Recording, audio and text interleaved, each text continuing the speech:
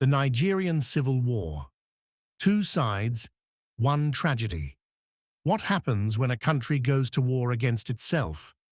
Nigeria gained independence from United Kingdom in 1960 with great hope for the future. But beneath the optimism, ethnic and political tensions were growing.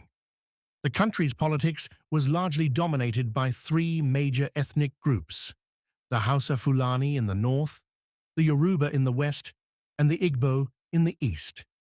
Accusations of corruption, tribalism, and election manipulation created deep mistrust between regions. Then, on January 15, 1966, young military officers carried out Nigeria's first coup. Prime Minister Abubakar Tafawa Balewa and several northern political leaders were killed. Although the coup involved officers from different backgrounds, many northerners believed it mainly favored the Igbo because several prominent Igbo leaders survived.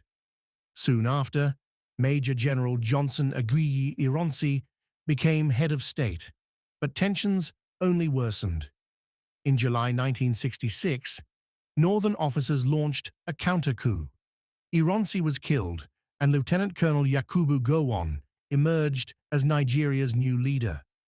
After the counter-coup, violence erupted against Igbo civilians living in northern Nigeria. Thousands were attacked and killed, while many others fled back to the eastern region in fear. For many Igbos, trust in Nigeria had collapsed. The military governor of the eastern region, Lieutenant Colonel Chukwuemeka Odumegwu Ojukwu, argued that the federal government had failed to protect Easterners. From the Biafran perspective, remaining in Nigeria no longer seemed safe. But the Nigerian government saw things differently. General Gowon believed that allowing one region to break away would destroy the country and encourage further division. Nigeria was still a young nation, and the federal government insisted that national unity had to be preserved.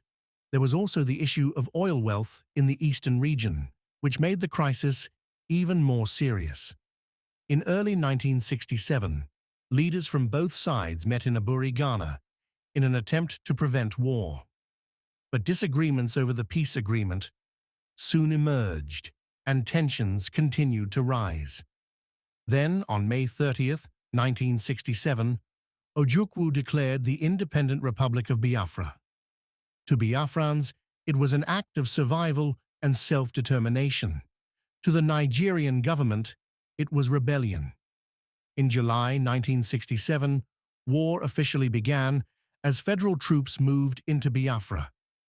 At first, Biafran forces achieved surprising military successes, but Nigeria had larger military resources and support from countries including United Kingdom and the Soviet Union.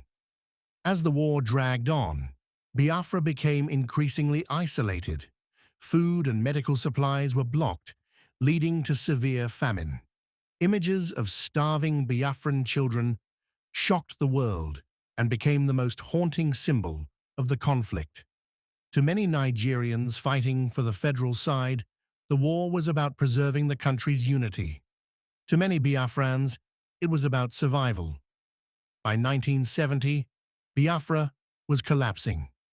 Ojukwu fled into exile in Ivory Coast, and his deputy, Philip Effiong, surrendered to the Nigerian government. After the war, Gowon declared that there was no victor, no vanquished, and promised reconciliation. But the scars of the war remained deep. More than 50 years later, the Nigerian Civil War remains one of the most painful chapters in Nigeria's history. To some, Biafra represented a desperate fight for safety and dignity. To others, the federal government's victory saved Nigeria from breaking apart. The truth is that ordinary people suffered greatly on both sides. And perhaps the greatest lesson of the war is this: when political tension, ethnic division, and mistrust are left unresolved, the consequences can be devastating. What do you think? Was the war unavoidable? Or could Nigeria's leaders have chosen a different path?